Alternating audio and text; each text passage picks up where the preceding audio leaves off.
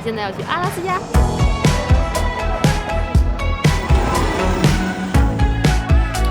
现在身后就是巨大的冰川。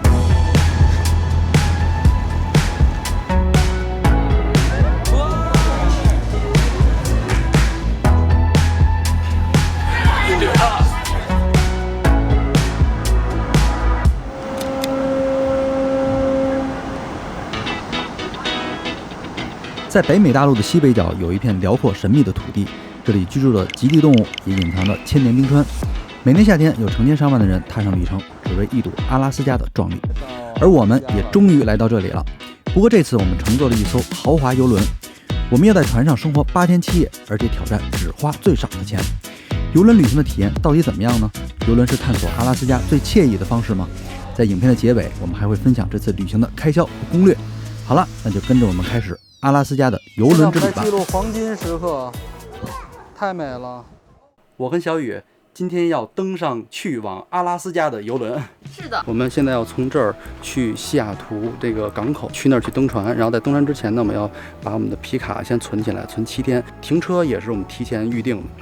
去坐游轮之前，我们要先确保房车的水路关闭，电路连接好，这样我俩才能安心的去阿拉斯加旅行。今天天气挺好的。我们带了一个箱子，对，带了一些厚衣服。你看这棉帽子都戴上，然后那个小薄羽绒都戴上了。我们的游轮是在下午4点启程，但实际上中午的12点就可以登船了。从房车营地到西雅图需要2个小时车程，所以我们上午9点就出发了，伴着轻松的音乐，不一会儿就到了提前在网上订好的停车场。这确实是很低。后面呢？没问题，没问题，进来了。好了，我们刚刚把车停好了，然后从这儿呢步行，大概有10分钟左右就可以到码头，我们就要登船了。不敢相信啊，我们的船就在身后，而且像是一座大的楼，真太开心了，有点小激动、小忐忑。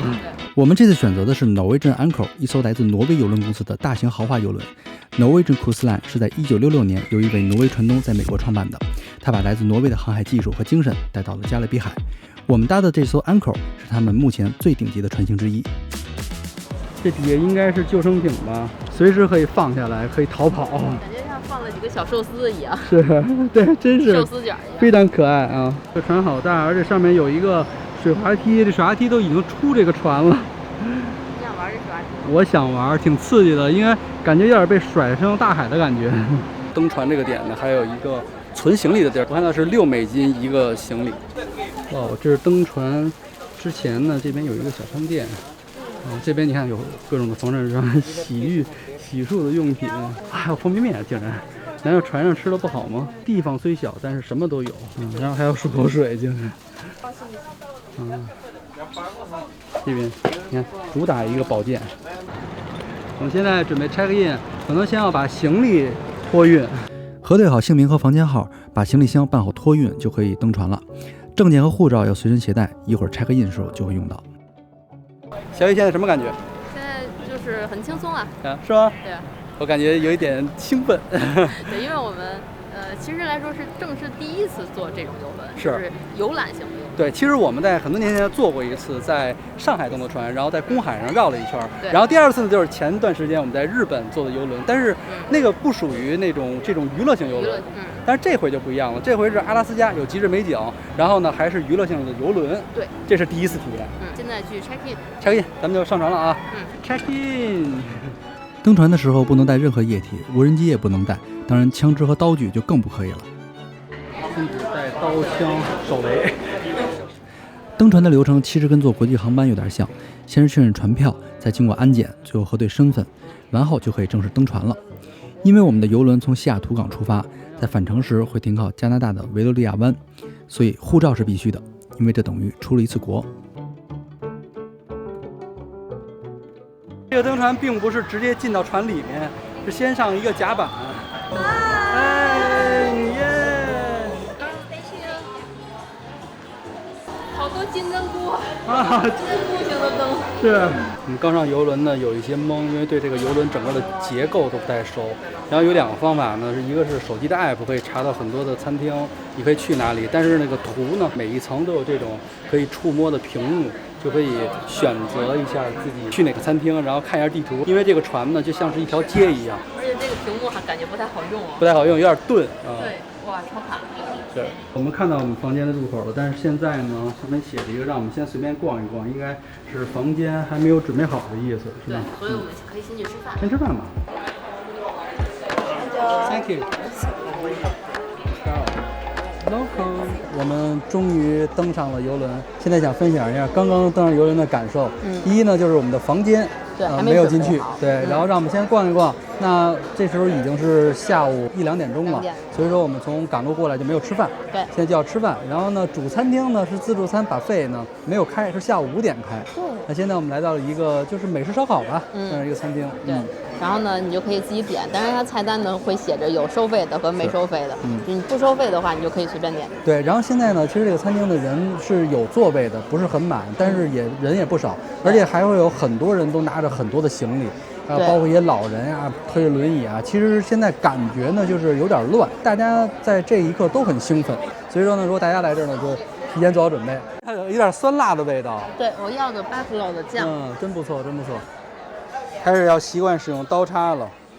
是一份汉堡加薯条，对，它所有东西都是加了薯条，然后闻起来还是挺香的。我感觉量好大。对，我刚才吃了一根薯条，我觉得薯条还是挺脆的。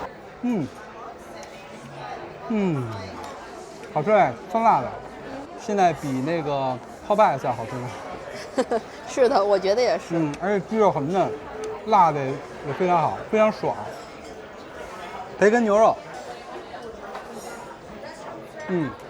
这样厚厚的肉饼，酸黄瓜还有培根，非常的厚。登船之后，很多餐厅都没有营业，我们就找到了这家叫 Local 的小馆子，主打本地的汉堡和烧烤，而且是全天24小时营业的。食物的分量很大，味道也挺不错的。当然，有可能是我们太饿了，吃什么都觉得特别香。我们的房间准备好了。没过多久，餐厅就通知我们房间准备好了。因为我们这次计划是体验花最少的钱坐游轮去阿拉斯加，所以在选择房型的时候选择了最便宜的内舱房型，也就是没有窗户的房间。那这就去看看吧。看到了，内部的内部啊。对。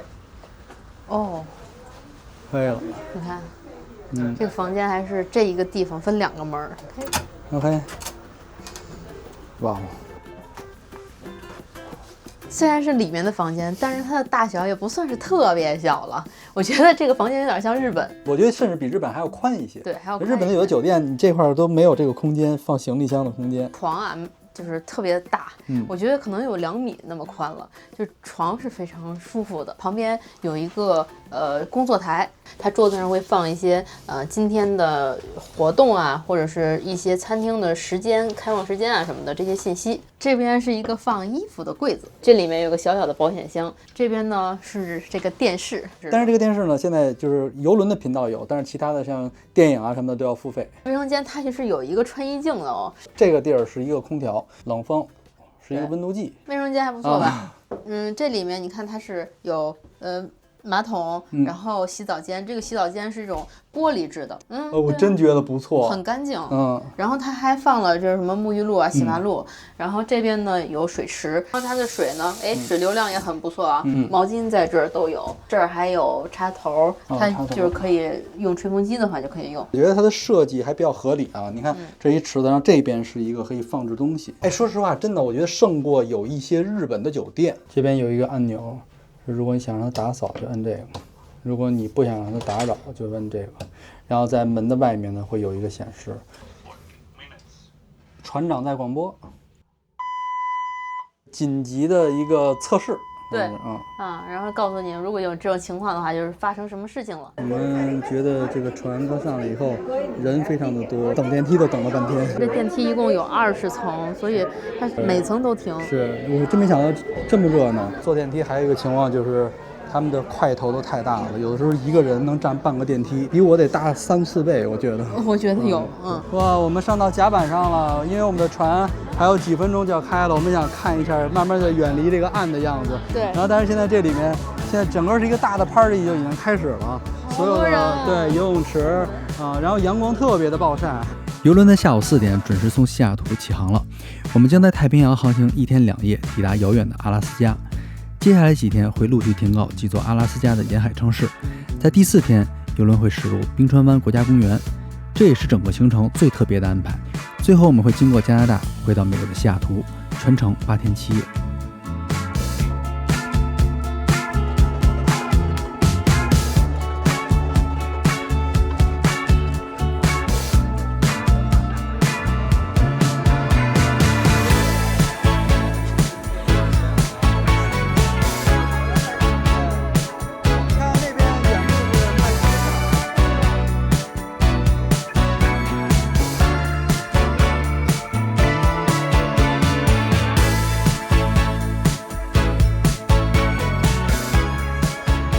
我们完全没有想到游轮的开场是这样，对，是这么热闹。我们以为到了迪厅根本就不像是在游轮上，现在所有人都在跳舞，都在嗨。整个游轮就是甲板上全都是人，然后甲板整个在震动。对。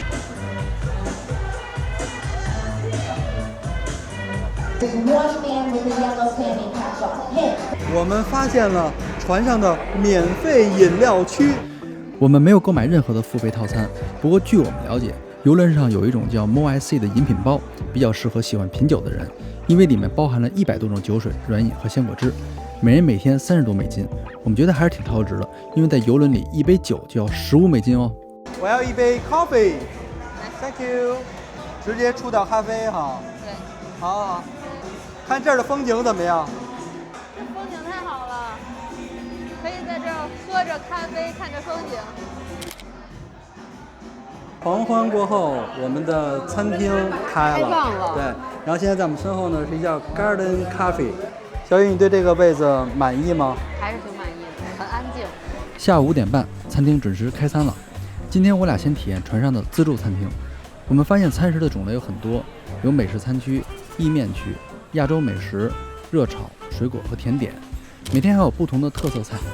今天餐厅的主打菜是烤牛胸肉。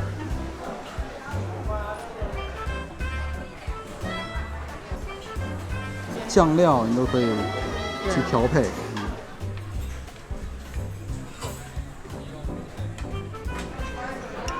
哇，真是哎，轻松分离。是。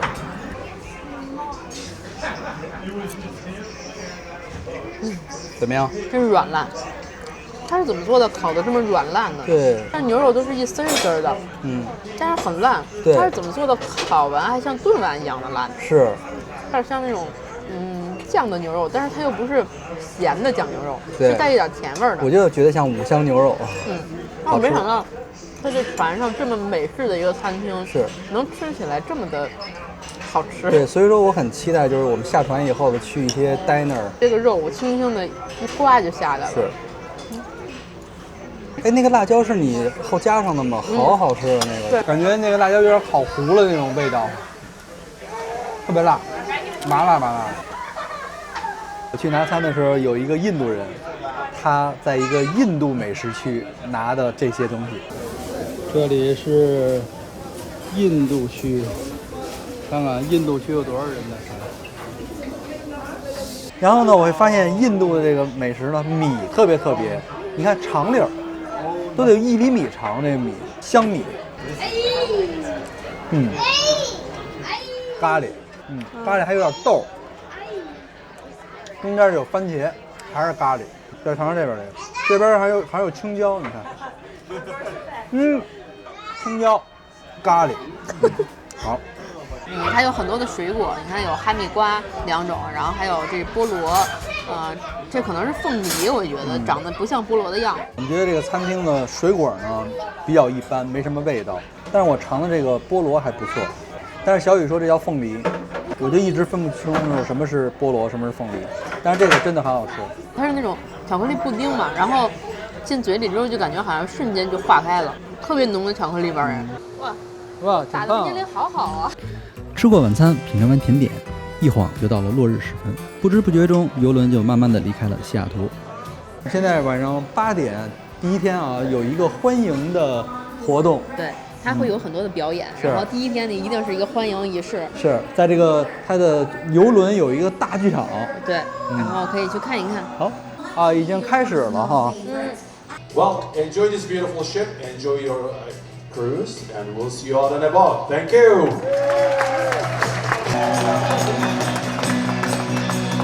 Now moving on down this mountain.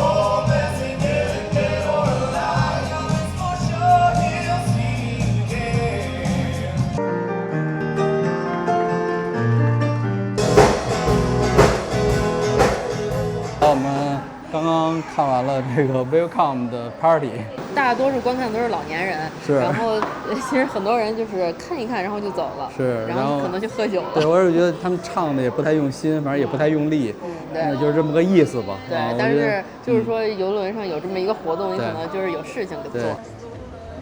太冷，太冷了！哇，这海风吹在身上，你就是无法阻挡的寒冷。落日了，你看海面上的颜色都是橘黄色的。我们今天就到这儿吧。我们要回去休息了。是。已经落日完了，我们又来餐厅了。在游轮上有一个定律，就是45分钟就饿定律。已经9点了，这餐厅还开着。对，那没有事儿干，那就来吃一顿对，吧。其实大家就是吃吃喝喝，然后看个风景，就是这样的生活。哎，其实我觉得游轮有一种安全堡垒的感觉哈。是的。你看外面是大海，然后刚才落日的时候，外面那个寒风刺骨，对。然后这里面非常温暖，大家还可以吃，可以喝。对，就好像是我们都在孤独地飘在这个海上，是非常安全。诺亚方舟，对啊，这是我们之前户外的水袋，这里边能装1000毫升的水。然后呢，在餐厅呢那边有冰水、白水，然后打满一壶就够我们今天晚上喝了。这个是无限量的。回到房间了。是，然后有2个问题需要汇报。第一个问题，拖鞋忘带了。对。脚在这儿只能在这空着，不知道踩哪儿。对，不知道怎么办。然后第2件事呢，是我们现在已经完全的没有网了。小雨要尝试的连接一下酒店的 WiFi 了，每个人150分钟，所以说我想让小雨先连。然后咱俩凑一块就是300分钟，咱们省着点用，对吧？想好了干什么再开的。连上 WiFi 之后，它有一个自己的网站的页面。它现在都是用 Starlink 了，这个是可以看视频，可以看流媒体的这种，是1天29.9。这个呢是可能你只能用一些普通的，它不包含视频和 VPN。这个呢就是我们的150分钟的免费的。开始了。已经它开始计时了啊！哎，你微信进来了啊？对对对。我们本来想去 YouTube 后台回复一下大家留言，但是它不让打开 YouTube， 它是屏蔽的网站。对，整个视频网站都不能打开。太逗了，简直！哇，这个船挺晃。我们把所有的衣服都挂在这儿了，然后因为如果放行李箱的话，其实我们这房间就是太小了，然后就把所有东西都拿出来，然后挂的衣服还有这块一些内衣啊什么的都放在上面，因为我们现在很热，然后呢到阿拉斯加那边肯定是一下就冷了，有可能明天就冷了，所以呢一些厚的衣服可能明天就用得上了。今天就到这样吧，我们要洗澡睡觉了，然后明天继续探索这个游轮。晚安。晚安。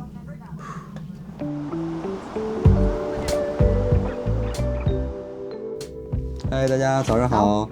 我们安然的睡了一宿，其实一点都不晃。昨天晚上，昨天晚上不晃，但是现在有点开始晃。对，今天早上开始这样。这个床品特别好，又有弹性，又不是特别软。它跟外面酒店的这个床是一样的。这里面的温度它调的也很合适，舒服。就是它其实是那种温凉的感觉，不是特别冷。没错。所以呢，睡觉的时候也不会觉得特别热。对，昨天晚上非常的安静，好像有点大海的呜那种声音，就船运行的声音，但是非常的小，对，好像是通风口的声音。对，但是因为我们俩就直接睡死过去了，所以我什么都听不到。那我们现在去主餐厅，这是我们第一次去主餐厅。我们现在才走到温哥华的北边吧？刚过温哥华一点点。对，就走了一宿，就走这么点儿。对，屏幕里还会显示这个餐厅的上座率。游轮上有3家主餐厅，除了曼哈顿只在晚餐时间开放，另外2家全天都开放3餐。其实他们的菜单都是一样的，所以我们就选了一家人少的去吃。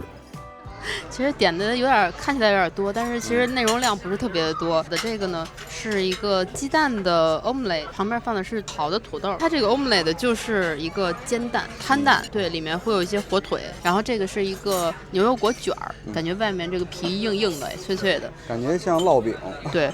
然后这一盘呢就是快速早餐，就是它快速早餐是就烤西红柿啊、鸡蛋，还有培根、土豆这些。想觉得简单的话就点这一盘，但是我觉得它这个水果不太好，水果不太新鲜，我觉得猕猴桃就整个看起来干干的，完全不像今天早上切的。这个西瓜也是，你看蔫蔫的这个颜色。然后我们还点了一个酸奶。对，酸奶，这酸奶是纯酸的酸奶油。我觉得我可能点错了，如果点其他酸奶的话，里面可能会有果酱。我们现在来到了一个休息区，整个这个休息区是围着这个船的半边都是，对，很大的一片区域。对，然后还有可以躺的区域，可以坐的区域。我看大家其实很多人都在这儿待着，在这儿可以社交啊，你就不用在屋里闷着。其实屋里闷着是很无聊的一件事儿。对，其实外面很多的人。是。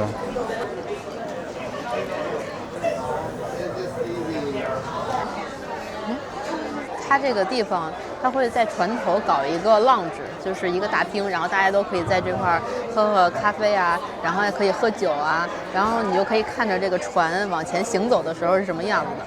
但是这个地方应该是最晃的地方了，是，就感觉一直很晕。是，如果你自己的房间没有阳台的话，你就可以坐在这里喝咖啡，然后可以上网啊，然后看一看景色。对，能上网吗？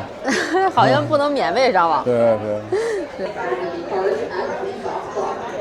现在我们两个人来到了船的一个大厅，旋转的楼梯，然后上面呢就是赌场，这很像拉斯维加斯的那个酒店的赌场啊。对，然后它有机器的那种游戏，然后还有那种牌桌的那种。对，这里面就是$100的一卷1块钱的，然后你只要拿这个抓到它就是你的。Oh yes！ 这个更狠，$10的。你看，像扇子一样，想试试吗？这是骗人的，是吧？对，我觉得不太可能达成。是，这个大厅呢是经常会举办一些活动。游轮就像是海上的度假村，从早到晚都有各种各样的活动可以参加。就像我们现在遇到的这个，居然是在比谁的腿更美。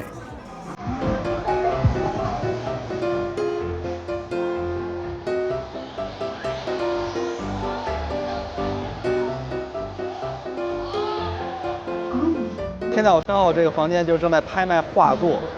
他们在这儿拍卖画，其实还挺多人参加的。他是把每个画都讲一个故事，然后这个故事就背景让他这幅画卖出去销售嘛。对。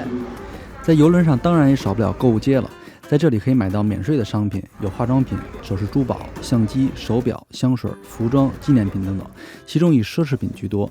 纪念品都是围绕着游轮的，不过我们觉得船上的纪念品价格会贵不少，还少了点创意。还有阿拉斯加的衣服，你看这边还有卖望远镜的呢。对，就是告诉你一会儿到冰川了，对，看看熊啊什么的就可以用了。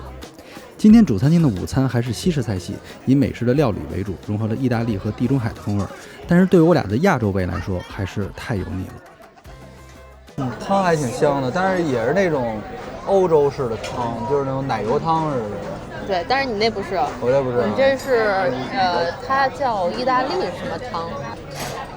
哇，这汤哎，终于合我胃口了。今天早上吃的有点腻啊。你看，还有这种小肉丸、小米粒儿似的。这个里面是碎的蘑菇，然后喝起来酱酱的，会有一点奶油的味道，然后感觉里面好像还有海鲜的味道呀。我觉得这个主餐厅的汤做的真不错。点的是什么呀？这是一个 bowl， 是这种像炸面皮一样做的一个碗，然后里面放了好多的，这什么有豆子，然后还有炸的，这是鱼吗？我看不出来。然后有一些菜吧，青菜。这个是不是外壳也可以吃，是吧？对，也可以吃，这样的。炸的，是这样吃吗？哦，是这么吃啊。我猜是不是这么吃啊？应该是这么吃。这样吗？哦。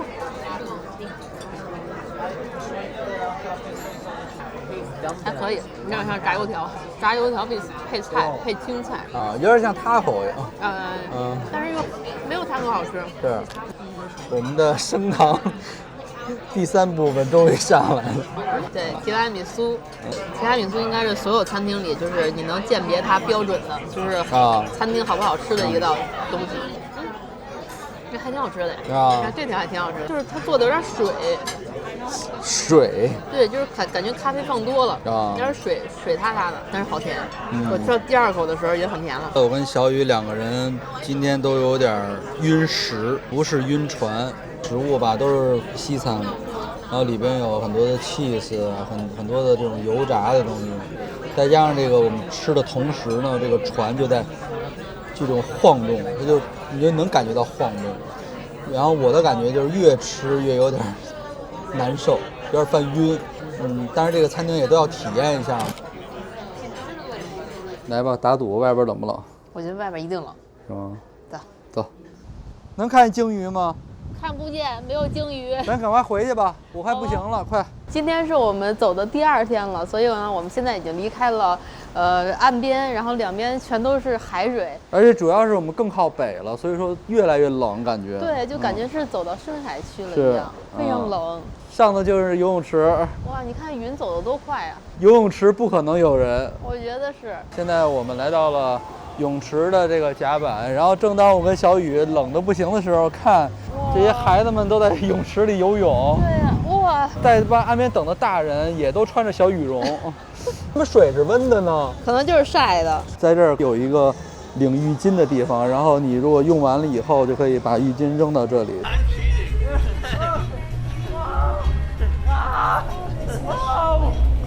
因为现在我们是在往阿拉斯加的方向走，其实外面非常的冷，我甚至在甲板上都待不住，但是我一下就跳到这个泳池里了。但是泳池里还好，但是我现在不知道该怎么出去了，外面是非常的冷。在泳池旁边还有儿童水滑梯和成人水滑梯。直冲式高速滑道是船上最受欢迎的娱乐项目之一，尤其适合想在海上玩出刺激感的人。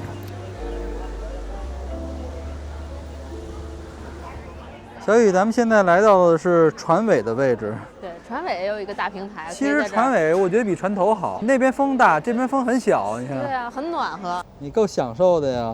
对，在船尾这儿还有好多的床可以躺在这里，然后旁边还有热水池可以泡澡。而且我发现它就是在各个地方会给你放一个小的酒水吧，然后你就可以跟他们要酒啊，要果汁啊，饮料啊。吃太多的话，就可以来这健身一下。是，说的就是我们吗？就是我们。现在健身房必须16岁以上才能用。哦。然后是6点到11点开放。有很多人啊。是吗？好多人啊，好多人啊。准备的毛巾，还有热毛巾啊，是吧？可以擦手用。是。在游轮里不知不觉就会吃很多东西，热量又无处消耗，所以我俩偶尔就会来健身房锻炼一下。这里的设备很专业，而且提供消毒用品和热毛巾，是在船上保持身体状态的最好方式了。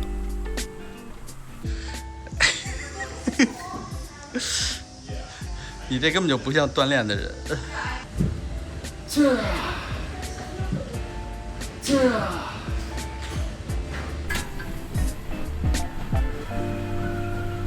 多少斤？125磅。125磅是多少？我们忽略到这个数字了吧？健身房对面还有一个 SPA 馆。游轮上还有另外的付费项目，比如 SPA 和美发服务。楼上还有超大的室内高科技娱乐空间，里面有 VR 过山车、赛车模拟、射击游戏，还有各种体感娱乐项目。不过这些项目都是付费的。现在我们在这个区呢是游轮的娱乐区，打台球，这边还有电子游戏，那边还有玩飞镖的，还有老虎机，关闭的东西。只需要拿着你的房卡在上面贴一下，就可以刷钱了。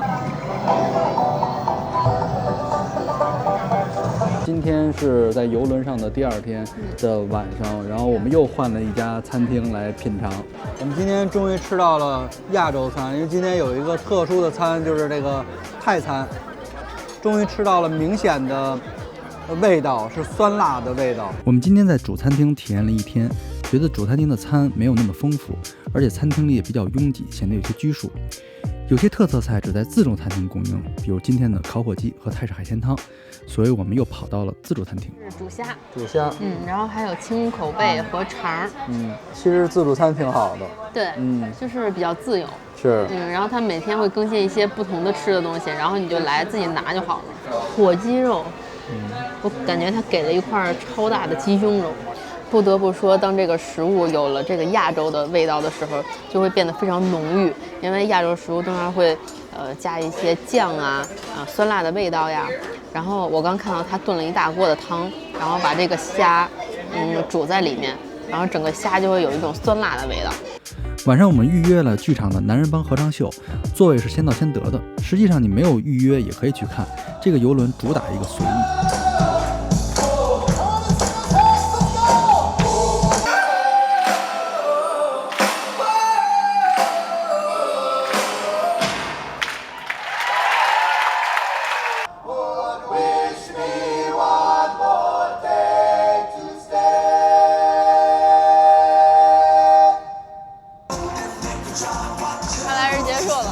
非常好，非常好，这个演出绝对值回票价，绝对值。这个太专业了，对，和声精美，乐器都玩的都特别好，而且是纯的 live 现场。你有没有感觉游轮就是说，对大家看完演唱会散场了但是都没有回家，然后就都回自己的房间了。对，但是现在大家应该都在想，我现在应该去哪个楼层玩什么的。大白现在在考视频，对，然后我们发现船已经开始摇晃，你看晃得多厉害啊！我要也摇，是不是就不摇了？对。明天下午我们到阿拉斯加就第一次下船，我们的时差已经有变化，现在是已经12点了，实际上可能已经是整1点了。所以说现在会这么困嘛？好吧。对，好，那晚安吧。看看我们看到了什么？我们到阿拉斯加了，哇，好漂亮啊！经过1天2夜的航行，我们终于抵达了阿拉斯加。我们的游轮即将停靠在阿拉斯加的首府 Juneau， 这里是美国唯一一个无法通过公路抵达的州府。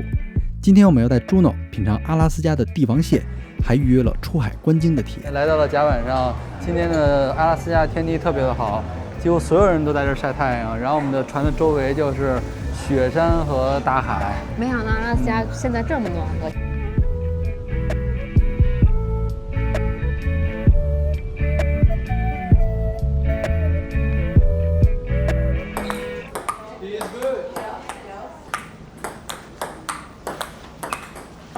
所有人都在船的大厅等待，每个人都预约了项目。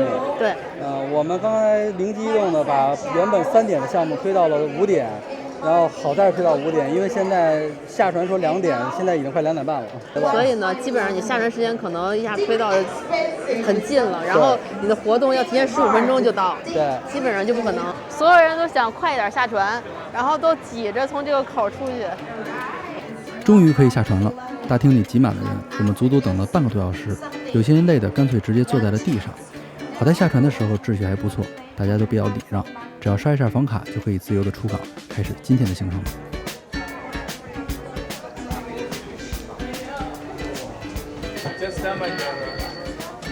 No need to scan.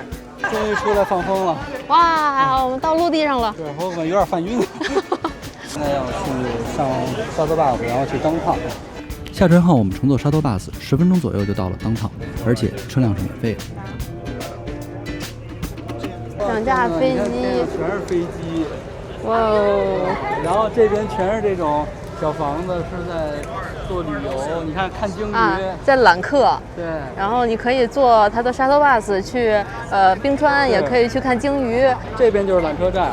想象阿拉斯加啊，可能是一个那种美式的穷乡僻壤的那么一个地儿，冰天雪地，特冷啊，街上没什么人。是啊，但是我下来以后发现完全不用担心。这边简直太完善了，就像加拿大的班夫，甚至比班夫还要好，有点像瑞士的那种什么少女峰下面的那种小镇。小镇旅游你也不用担心，下了船你就可以买。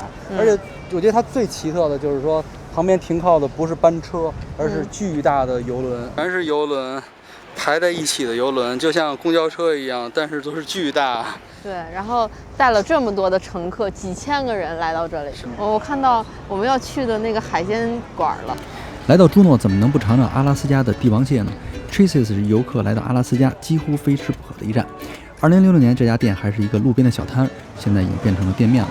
店铺里面都是长长的木桌子，大家都挨在一起吃，氛围特别的棒。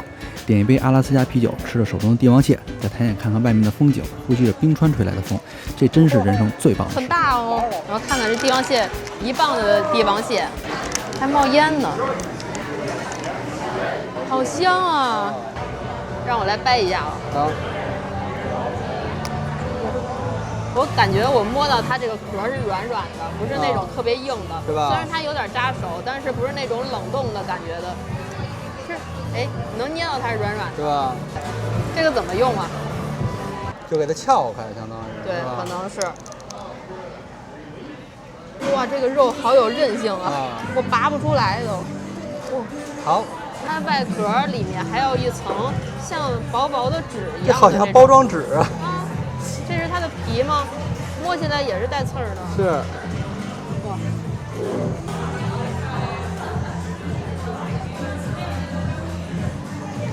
哇，太好吃了！哇，好嫩啊！哎，这是我之前都没有吃过的口感，对吧就？是它那个蟹吧，它蟹里面一丝儿一丝儿的，但是特别有韧性。啊，然后，而且那个丝儿是非常粗的。有咸味儿吗？有，是海里的那个咸味儿。这比上回咱们日本吃的buffet，哇，好吃多了。这真是非常好的蟹棒。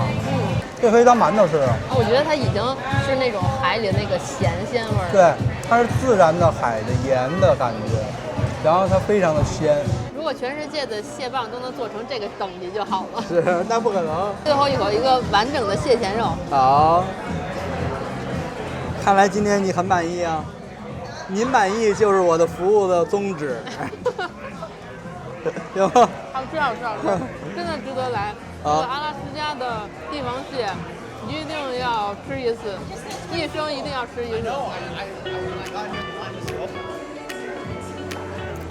吃完了帝王蟹，我们就在街上随意逛一逛。朱诺这个地方并不大，整个小镇像是为旅游而生的。纪念品店一家挨着一家，卖的都是 T 恤、珠宝首饰，还有各种冰箱贴。如果没有订岸上的活动，还真是挺无聊的。幸好我们提前预定了观鲸。我俩上次去看鲸鱼还是在加州，但当时什么都没有看到。不过这次的活动主打100%看见鲸鱼。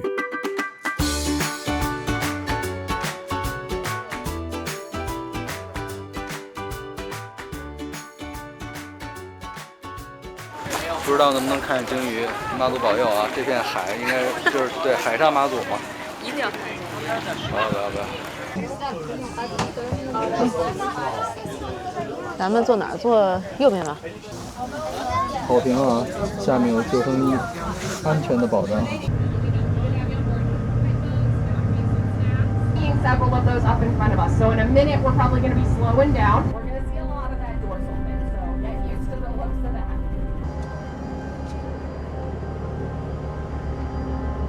哇，好大的浪啊！这是。哇，那边还有小的艇呢。咱们上去吧。小雨，你小心啊，好晃啊！好啊。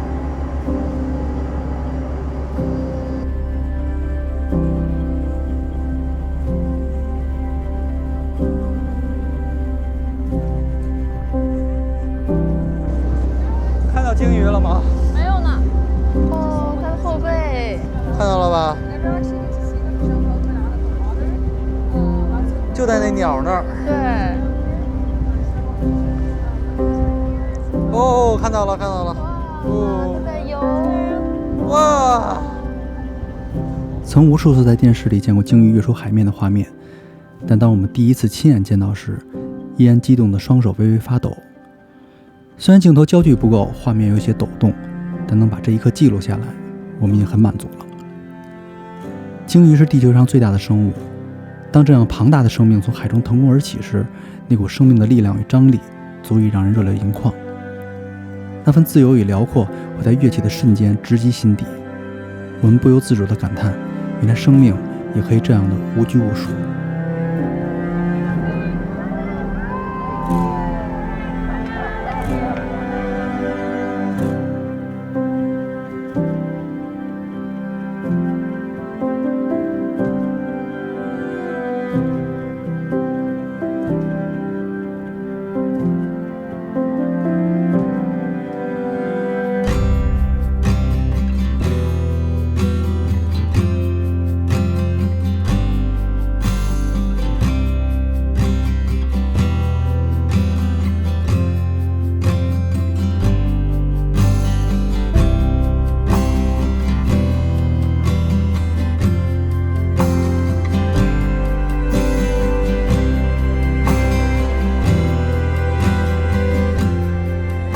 非常的幸运。先是看到了2个鲸鱼在那儿翻滚，然后最后都已经要离开了，突然间在船前方出现了跃出水面的鲸鱼，然后又临时给我们停留，就看到那个鲸鱼拍到了。对，它翻滚了好几次，哇，太漂亮了。这是我们这是人生第一次距离鲸鱼这么近，确实有一种就是挺感动的感觉，因为这种生命的这种感觉。对呀。我觉得来阿拉斯加最好是报一些活动来玩。如果只是玩城市的话，可能没有太多的，就是因为你不能开车进入到很深的地方，你只能在岸这边来玩。对，现在呢，我们身边的很多人，你看就要回到游轮了，这就是游轮旅行的一个我觉得很惬意的地方。一会儿回去之后就开餐了，我们就可以踏踏实实的休息、吃饭、喝点饮料，是吧？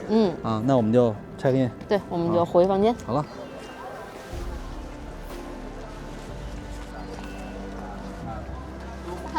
Thank you. Thank you. 我是，我 happy。好，我们回到船上了，然后在进船的时候要进行跟第一次登船一样的一个安检，就是严格程度也是一模一样的。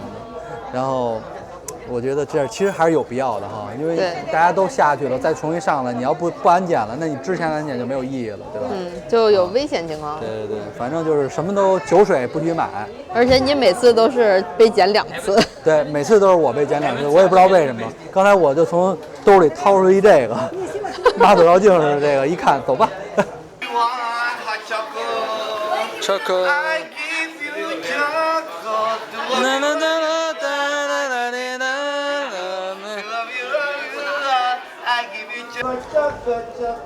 What happened to Washi Washi? Washi Washi in the morning. 哒啦哒啦哒，哒啦哒啦哒，哒啦哒。没想到吧，2只老虎世界通用啊！这回第一次知道，我以为只有咱们小时候唱过呢。对啊。你看人家2只老虎唱的可好了，我们都合上了。他知道。今天我跟2个人唱过歌，一个是2只老虎，一个是德国战车乐队。Du hast mich. Ding, ding, ding, ding. Du hast mich gefragt, und ich habe nichts gesagt. 今天这边挺夸张的啊，竟然做了一个面包群，然后上面一只鹰。这鹰可以吃吗？不是展示。鹰下边还有面包人说展示我的记忆。对。我们一出来就看到了全是直升飞机在起飞，就从码头这边就能起飞了。这边就是机场，实际上。对，但是我们俩没有订到飞机。我们又下船了。那今天呢，我们的行程呢是要坐一个车呢返回加拿大的育空区。这 Yukon 这个区呢是属于真正的无人荒野。Welcome to Skagway。我们进入了避风港。所有人在外边都站都站不住了，风大了。一个小小的避风的亭子，大家都挺早的出来，都是为了等这个车。然后呢，不得不在这边等着，所以有一个小房子也不错。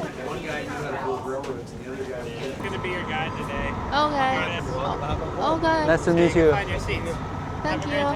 这是我们的车，我们要坐的观光车。已经启程了，要去 Yukon。我刚才呢都查了我们的护照了，然后是一会儿，因为我们要去到加拿大，还要回到美国。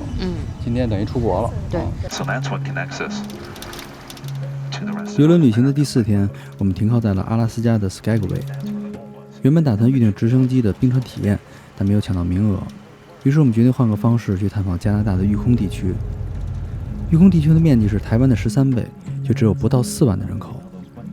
这里大部分的土地都是无人踏足的冰川、河流、山脉和原始森林，动物在这里自由迁徙，而人类只是这片辽阔大地的过客。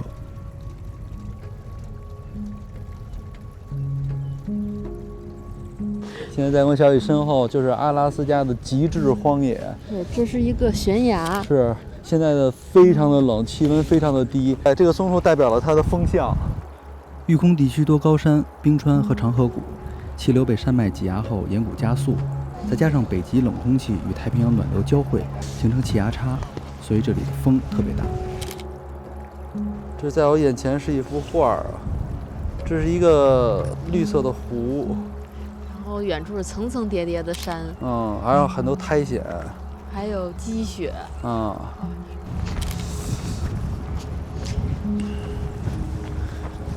这个位置真是太漂亮了，太漂亮了。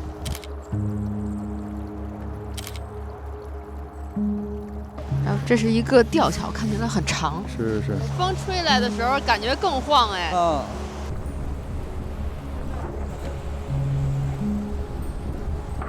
这还有一个加拿大的国旗。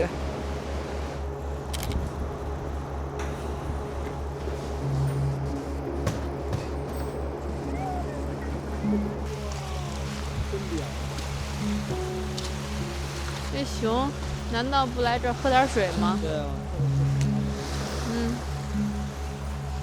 又轻。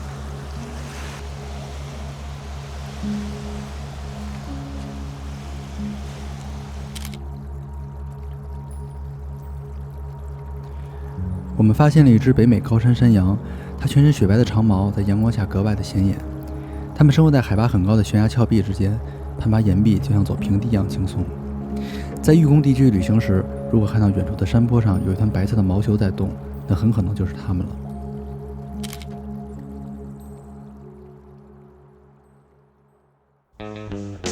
离开了玉宫的荒野，我们回到了热闹的 Skagway。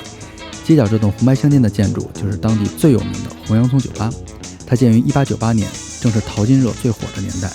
当时这里是全镇最奢华的妓院，推开门就像穿越回百年的西部小镇，昏黄的灯光，复古的木质色调，墙上挂满了淘金时代的老照片和装饰。从游轮上来的旅客一边喝酒一边聊天，十分热闹。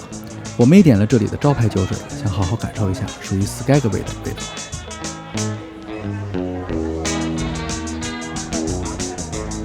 我们就点了2杯酒，一个是它的特色的叫 shot， 还有一个是它的啤酒，两个都是它的特色。然后这杯呢叫做驯鹿放屁这个酒，然后它是一个用咖啡味儿的这个甜酒做的，然后呢可能是比较烈吧，我觉得。然后呢这是一个它的特色叫 Red Onion Red 的一个啤酒，我查到它是一个焦糖味道的。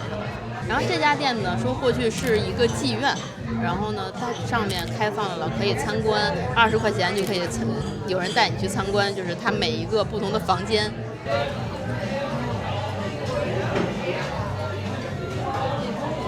挺柔的，我知道它为什么让我一口闷了。我一口闷之后，会把它沉淀在下面的酒精跟上面这个像算是奶油吧这种东西一下混在一起，嘴这是香香的，胸口呢是辣辣的，哎，双重感觉，真的很爆炸呀！真挺好的，就是你喝完之后感觉像是喝牛奶就了一点点白酒的感觉。我感觉它里面好像有那种梅子的果味儿，然后有一点那个苦苦的焦香味儿，苦苦的焦香，对，感觉像那种焦糖的味道，好像。对。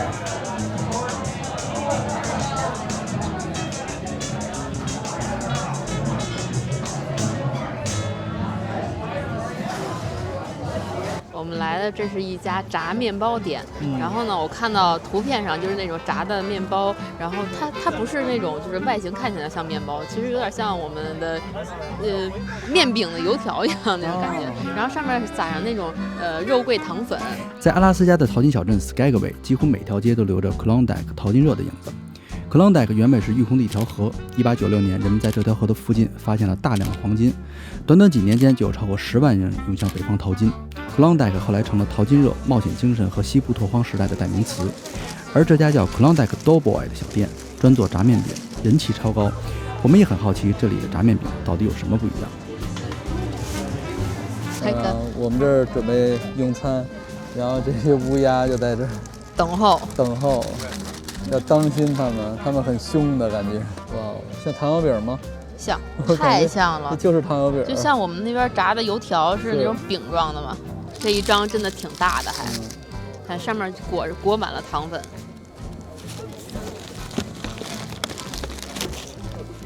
它是酥酥的，外边酥的，然后里面是嫩的。哦，但是我现在感觉每一口嚼它都是脆的，嘎吱甜吗？嘎吱的，有甜，但是不是特别甜，不是那种它甜。确实就是咱们的炸油条上面撒上糖粉的感觉。真的吗？而且这个糖我感觉它不是那种纯的白糖，它是糖粉，就是更细一点，所以你显得每一口咬起来，不是特别甜，好吃呀，好吃。我觉得这叫糖油饼。好吃。行了，就是那味儿，面特筋道。对。哎，我怎么感觉这像普里咸油条的西方版？但是里边没有肠，但是它的皮确实好吃。我今天在美国说这东西真好吃。好吃哈。好吃。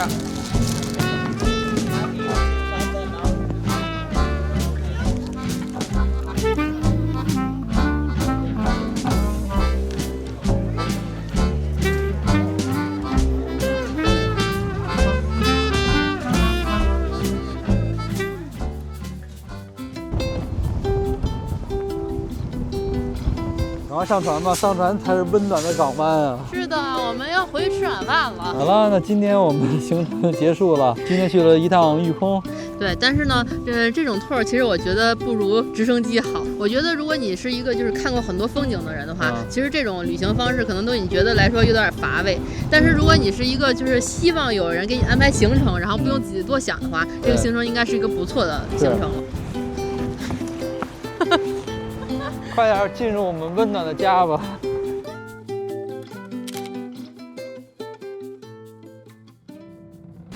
现在是早上4点多，陪小雨看日出的我，不明觉厉。是我把大白给叫起来了，一定要让他。我就说不可能有日出，有可能阴天，但是我就想去看一眼。今天肯定阴天。今天我们要到格雷舍贝的 National Park 了。哇，船上没有人哦。船上没人。看，这是早鸟啊。电梯里也没有人。应该现在这个时间没有人在船上玩吧？没有，傻子才起床呢，可能。格雷舍，让你看看什么是格雷舍，你看着啊，马上揭晓。你看已经日出了。哇，都亮了。下雨吧？哇！我靠！大雾！我靠，大雾！完了，啥日出啊？哎，不过现在的温度很好啊。好啥呀？多冷啊！也是刚从屋里出来而已，这上哪儿看格雷舍去？就是啊，不会今天一天都看不见吧？也不是没可能。我去。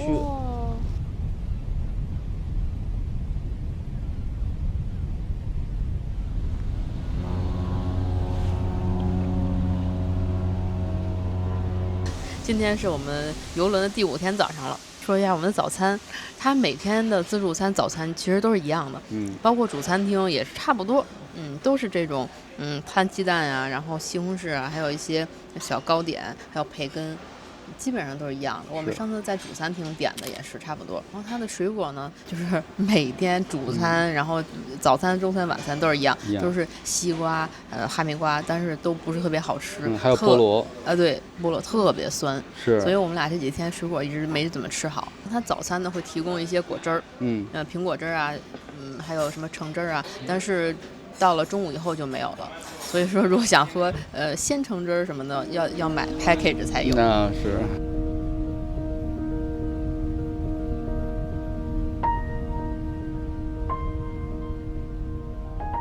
今天这个格雷舍贝的这个行程，船呢开通了这个船头的甲板，对，这是我们第一次来到船头，这块的视野是最好的了。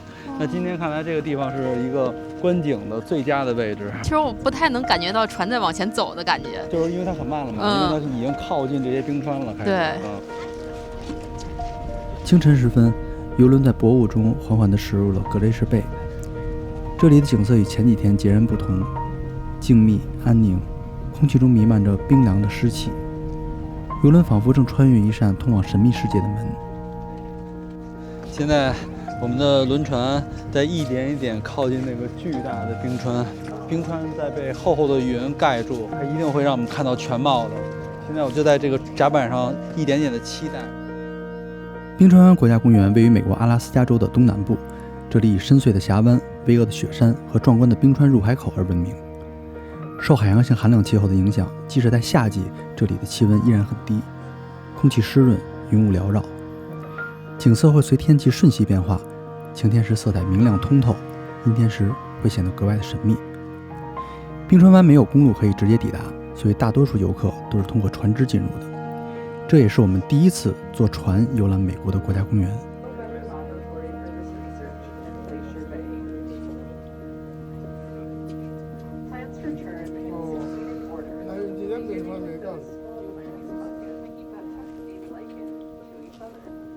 Plankton gets what it needs from the air and secretes an acid that dissolves the rock underneath, creating a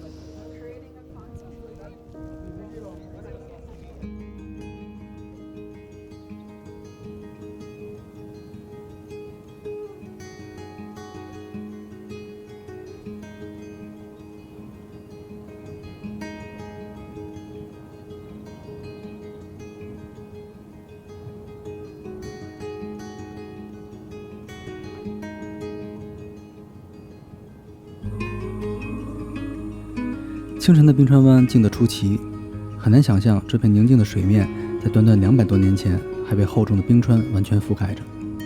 1750年，冰川从海湾深处一路延伸65英里，直抵入海口。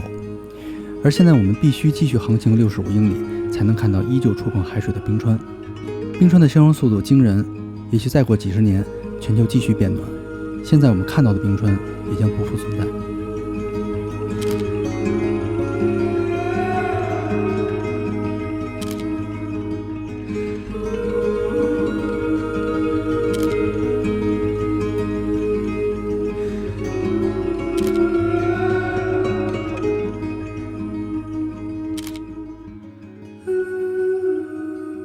好了，我们现在身后就是巨大的冰川，就是 Glacier Bay 这个冰川湾。对，然后这个船呢，它走过来其实靠的不是特别近，但是大家呢都能看到。对，现在船呢在慢慢的在掉头，在这儿转一圈，然后所有人都在这儿拍照，这是真的是绝美啊！而且刚才在来的路上呢，还阴天，还有点雾，但一到这个冰川底下就天就晴了。今天我们非常的幸运，我们订的游轮这是一个最特别的一个行程，就是这个格雷舍贝。对，然后有很多游轮是没有这个行程的，实际上。对，因为它这个贝我查了一下，只能同时有两艘船今天来这儿，因为这个地儿其实很小的这个地儿。对，只能是一艘船这样转一下。小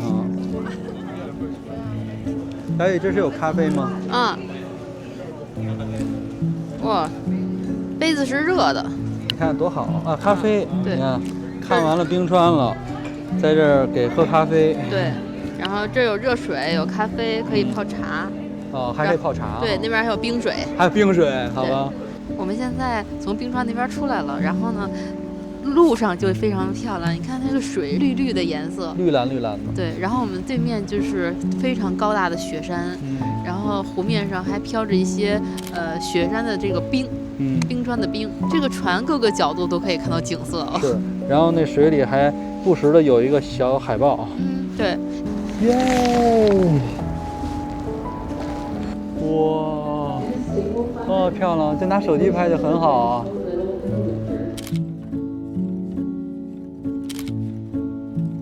在这种地方待着真是心旷神怡啊！游轮上面有窗房间的人就都在上面就可以看了，很方便。对。哇，太美了，冰川！太漂亮了。因为感觉那个冰都是一块一块一块的。这是我们阿拉斯加之旅的第5天，也是整个行程里最治愈的一天。这一天，游轮都在雪山和冰川里航行，无论从哪个角度看出去，都是绝美的画面。所有人都来到甲板上晒太阳，哪怕只是躺在藤椅上发呆，都觉得非常舒服。游轮从这一刻就要开始返回了，我们要抓紧最后2天，好好享受海上的时光。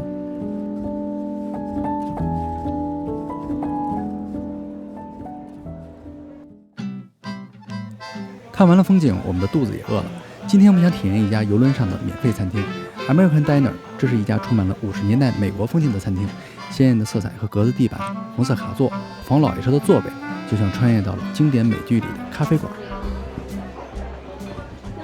就像是一个轮胎的轮毂。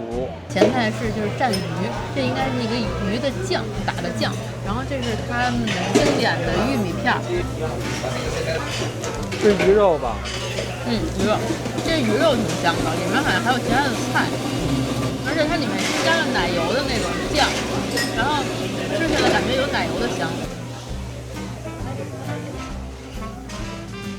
哎，这个意面是我的喜欢的。我们前2天在餐厅吃的是那种奶油意面，我不喜欢。对，这个是番茄酱的，对，适合咱们喜欢口味稍微重一点的。对，而且它的面肯定是煮了也有几分钟，就是还有一点硬硬的。肉丸儿，这肉丸好吃，是吧？很软，它那个肉馅儿，好吃，简单适中，而且很清爽。好吃，不是那种会吃完了很油腻的感觉。我觉得吃完这个非常爽，非常清爽。爆炸 burger。汉堡加薯条，汉堡薯条，绝对经典美式。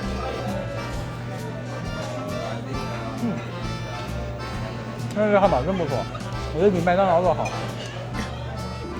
午餐过后，我们体验了一把甲板赛车，这是一条建在高层甲板上的电动卡丁车赛道，能一边飙车一边看着海景，可以选择双人或者单人模式，但需要提前看时间表。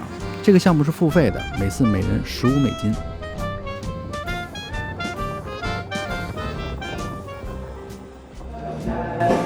晚上在游轮的主舞台，我们看了一场很精彩的披头士模仿秀。这类模仿秀在很多大型游轮上都有，乐队从唱腔、曲目到外形、服装，甚至乐器，都尽量还原60年代的披头士风格。整场下来，完全沉浸在那种经典的摇滚氛围里。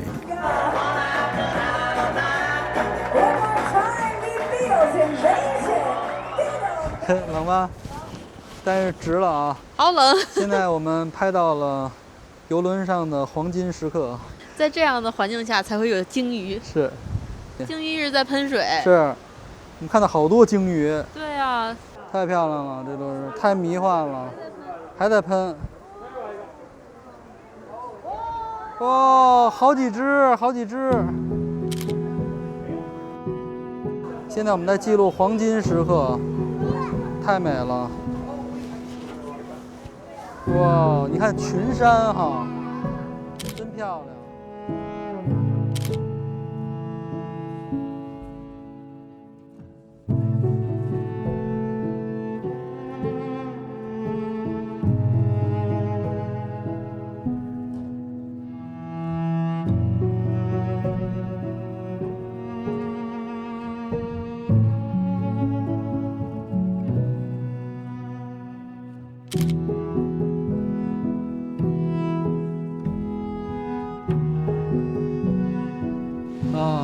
日落了，游轮之旅快要接近尾声了。感觉好不想离开呀。就是我觉得游轮就是一个，像是一个庇护所，超级庇护所，移动的方舟移动的家，它带着你的所有的食物，你需要的东西，然后给你一个很大的庇护港。是，然后外面是险恶的。又美又险恶的这种风景，对，野性的风景，就你很难到达的地方。对，然后你在这儿呢，跟所有的这几千个陌生人在这儿共同生活7天，对，这种感觉真是，我觉得游轮我应该还会再来。应该是，我还是挺喜欢这种方式，但是就是如果能有更有深度的这种游轮就更好了。对。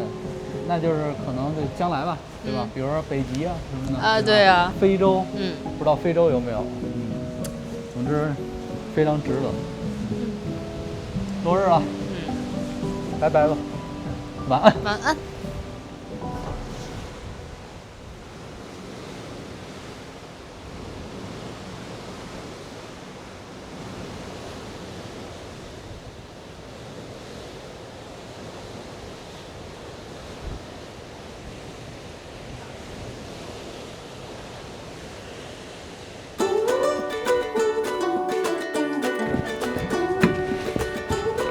下船，然后去 Ketchikan。对。我们的游轮从离开冰川湾后开始南下返回，今天停靠在开彻坎这个小城。这里是阿拉斯加著名的雨城，一年有超过一半的时间都在下雨。全城大约有8000多人口，依山而建的彩色木屋沿着海岸线排开，街道上还有一点美国西部66号公路的复古味道。开彻坎也被称作世界三文鱼之都，每年夏末秋初，成千上万的三文鱼会沿着溪流逆流而上，洄游产卵。整个小镇的河道里都能看到它们奋力跃水的身影，非常的壮观。突然间有种感觉，特别像是湖南的凤凰古城，或者说那个，就是中国的少数民族那种苗寨什么的。英文版。对，英文版就是你看，也不是看到美国国旗和他们逛的人全是黄头发的，你就感觉非常奇怪。而且关键那还有一华人餐厅。但是特点也就是在这看看三文鱼，我觉得逛个小店，买点纪念品。是，这是一个河道，所以你看右边还有一个下水的梯子。啊，对。好像一个饮水渠一样啊。说右边的楼梯其实是一个鱼梯，也叫鱼道，对，叫 fish ladder。fish ladder，它的作用是帮助洄游性的鱼类，比如鲑鱼在逆流上时能够绕过水坝、瀑布或激流等人造或天然障碍物，继续前往上游的产卵地点。明白了。这个结构被分成一节一节小水池，每节高度较低，方便鱼类逐级跳跃或游过。水流是控制过的，不会太湍急。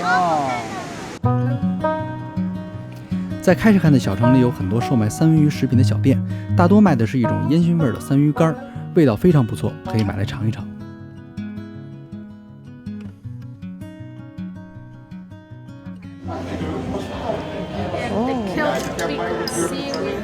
哦 ，pickles。Thank you。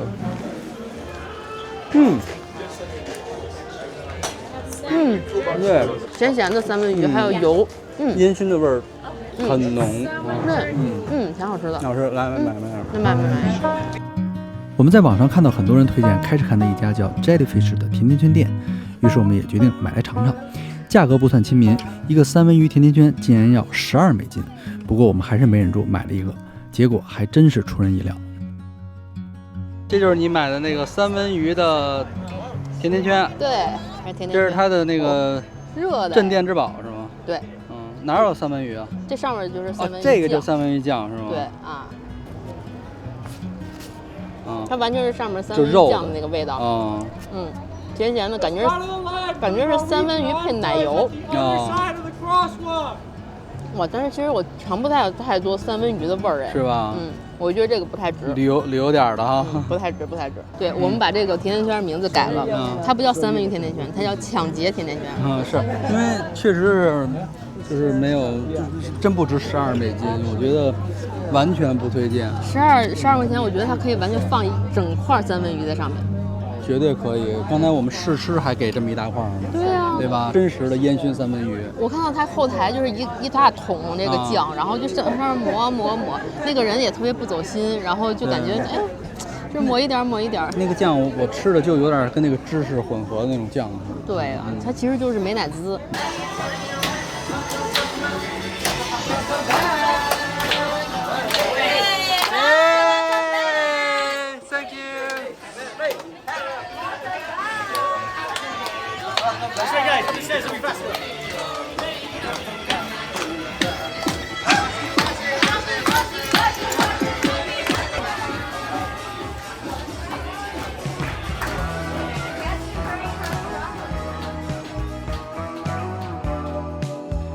邮轮旅程的最后一天，我们从开彻坎起航，前往加拿大的维多利亚。大家都在抓紧时间，尽情享受船上的最后时光。我们的心情既兴奋，又带着一丝不舍，就像假期即将结束的感觉。在维多利亚停留只有3个小时，下船游览之前需要先填写行李卡，选择好你想下船的时间，对应好颜色，把行李放在门口，一会儿就会有服务员帮忙拿走了。上岸后，我们看到有人乘坐观光巴士，有人租人力3轮，有人骑车，还有人坐马车，各自奔赴自己短暂的行程。我俩选择悠闲地在港口闲逛，并没有加入旅游大军。第二天清晨6点，邮轮缓缓地停留在西雅图港，广播会按照前天晚上行李卡的颜色顺序通知下船，流程简单有序，没有丝毫拥挤。取到行李的那一刻，我们的这趟8天7夜的阿拉斯加之旅就算正式画上了句号。对 ，OK 了，拿到了，走吧，往前推吧，能直接取车去了。我们的的邮轮行程就结束了。那我们来分享一下我们整个花费了多少钱。我们这次呢，因为买票买的比较着急，但是呢，也是我选了一个比较价格好的时候，就赶紧就下手了。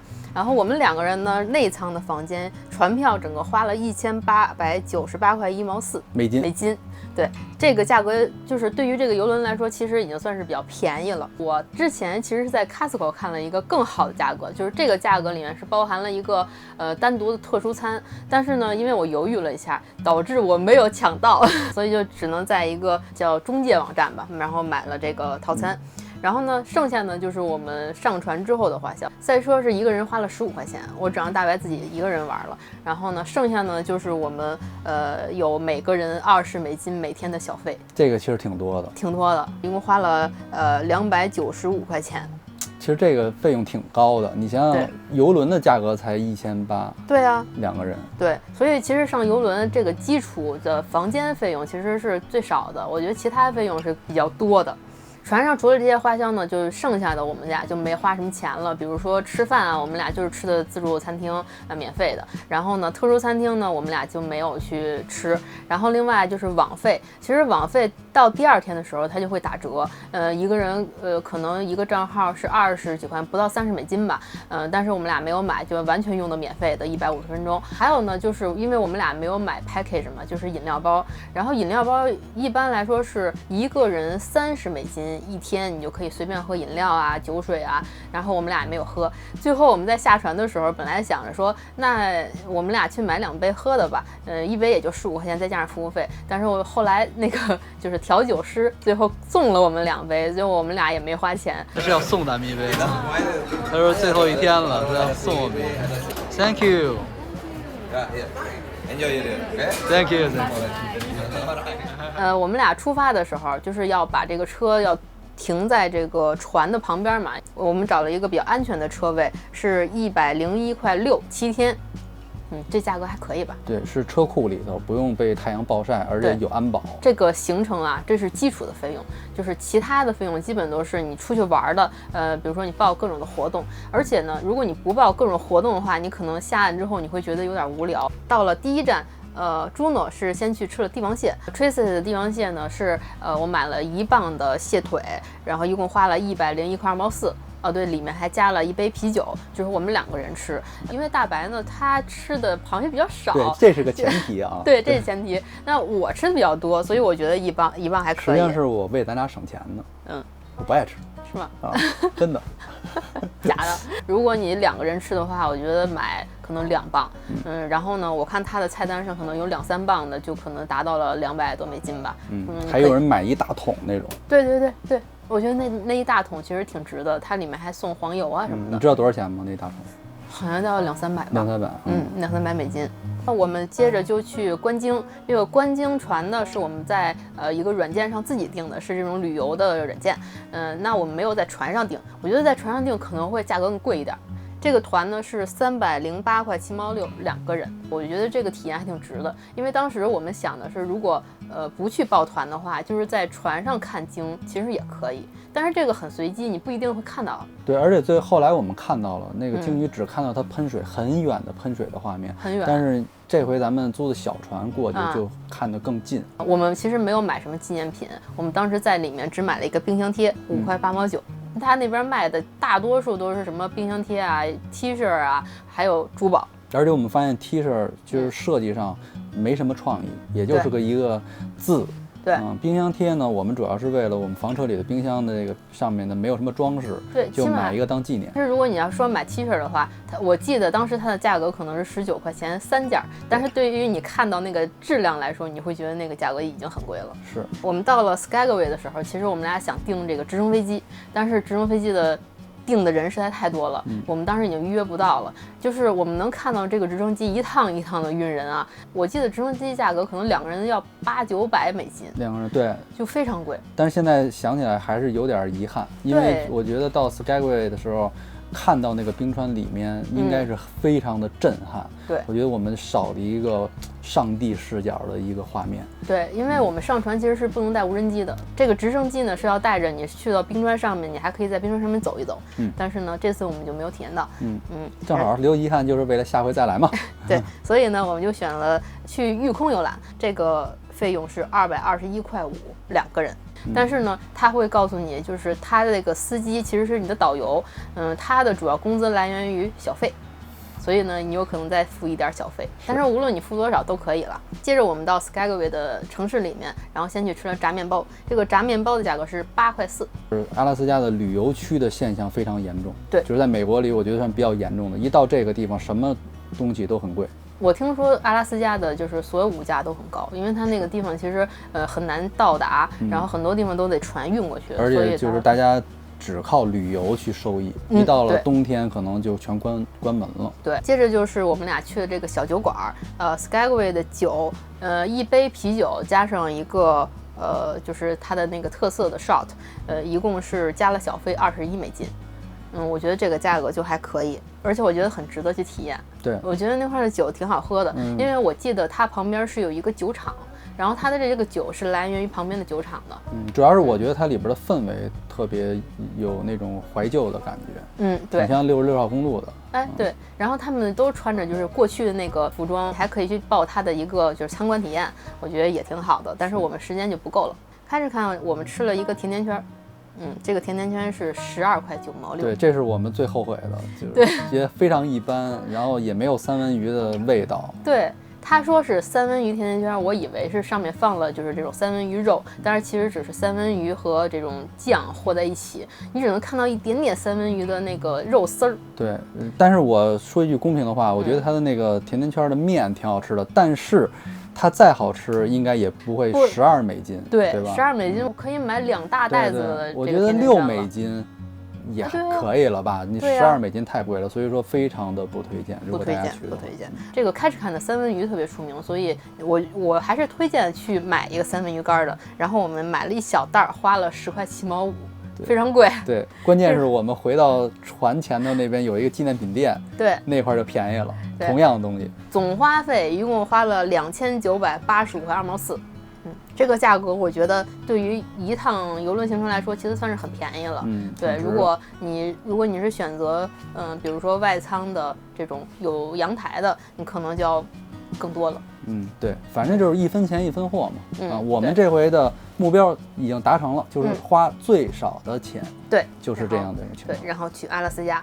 然后我还想分享一点点小经验，就是我们做的这个 Norwegian Encore 吧，然后它呢会停在一些我觉得比较远的地方，就是比如说Ketchikan 吧。其实我们第一次坐游轮是完全不知道这个地理位置的，然后呢我们停在这个位置还要坐一个半个多小时的 shuttle bus， 然后才能到市区。但是当我们到了市区之后，发现有其他品牌的游轮就停在市区，在其他的位置上它停的也不是特别好。这就是因为你的船便宜，就便宜在这儿了。有可能。到了比如说 Ketchikan 和 Victoria 的时候，其实它的时间是非常少的。Ketchikan 的时候，你到了是下午的时候了，你可能只有几个小时，可能好像是8个小时还是6个小时。然后呢，尤其是还好了，对，还好，尤其是你要坐 shuttle 的时候，你要缩短一点点，可能1个小时的时间。但是到了 Victoria 的时候，你只有2个小时还是3个小时？3个小时。所有人还要花钱去坐 shuttle 去到市里，但是当你到了市里的时候，已经黑天了，就是你玩不了什么。所以我就怀疑是他设置这个行程，只是为了让他的字面上看上去多了一站，但是呢，他要让大家下船，然后这个时候呢，游泳池什么的全封闭了，都不许那个再使用了，都清洁。对，他是为了明天到达目的地以后的下一波。对，旅客。但是我觉得这个船还比较好的就是，我觉得它吃的还不错。它的自助餐就是每天都换着样子给你吃，你不会每天都吃到一样的东西。这个我还是觉得比较好的。但是呢，它免费的饮品其实我觉得不是特别好，就是那种小甜水样子的。它不是真的果汁儿。然后咖啡呢，就是那种它已经磨好出来的这种就是速食咖啡吧，我觉得。对。然后其他呢，我觉得服务还是挺不错的，就是他们都会很热情对你。然后你需求什么呀，你都可以跟他们说，尤其是在船上的一些老人啊或者残疾人啊，你都可以得到很好的对待。尤其是船上老人非常多，你坐电梯啊，大家都会礼让，他们也有轮椅，就是很好的，去哪儿都可以。但是我必须说一个啊，嗯，就是我只发现了一次，我觉得好像咱俩是被歧视和特别的照顾。就是我们去那 Garden 餐厅的时候，进去所有人都窝式洗手，对。然后那个服务员是我后来看素材我才发现的，就是他看到咱们。突然间就把头转过去了，就好像不想给咱们挤那个洗手液。哎，他说这什么意思呢？不知道。哎 ，hello。哦，这边。他为什么不跟咱打招呼？就是，因为我第一次看到这个情况的时候，我以为只是说他可能就是。跟别人说话或者怎么样，但他没有。对，然后当我经历了可能第2次、第3次，每次进去的时候都是这个状态的时候，我可能觉得他可能真的对我有点意见。是，但是不知道为什么对我们有意见，我们也没有做什么影响大家的事情、出格的事情。就是这个表现差异非常大，所以才引起了我们。对，然后这点我再说一下，其实我们2个人在国外了挺多年了，我们从来没有遇到过。就是欧美人对我们2个人有任何的这种歧视啊，表面上的这种感觉，对，这是第一次，对，应该也不代表所有菲律宾的人都这样。你看送酒的那人也是菲律宾人，对吧？所以这只是一个个例，但是确实是被我们记录下来，我也非常震惊。对，分享完了吗？分享完了，好吧。我觉得这次行程非常好，我觉得还会来的，尤其是我选的这趟行程里面还有一个 Glacier Bay， 对，然后呢，这个。冰川呢，就是确实很难到达。如果像让我们去，就是开房车去的话，可能要花费很长的时间。是，而且现在这个冰川退化的确实非常严重，就跟我影片里说的一样。所以说，就是有点那种看一眼少一眼的感觉了吧？对，因为我们在船上的时候，有一个美国老太太跟我们说，她年轻的时候，可能我觉得也就40、50年吧。她说她来的时候，这全都是冰，可是现在这像沙滩一样。是，所以。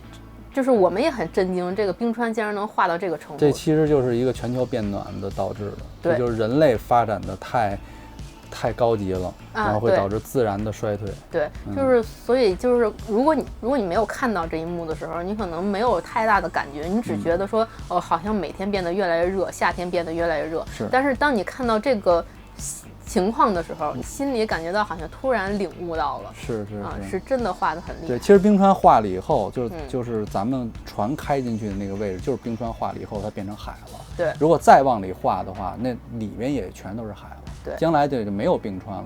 那都没有冰川以后，地球会更热。对，它的这个空调，地球的空调就没了。对，包括它的海平面上升。好吧，那这样。好吧。那这期视频就到这里吧。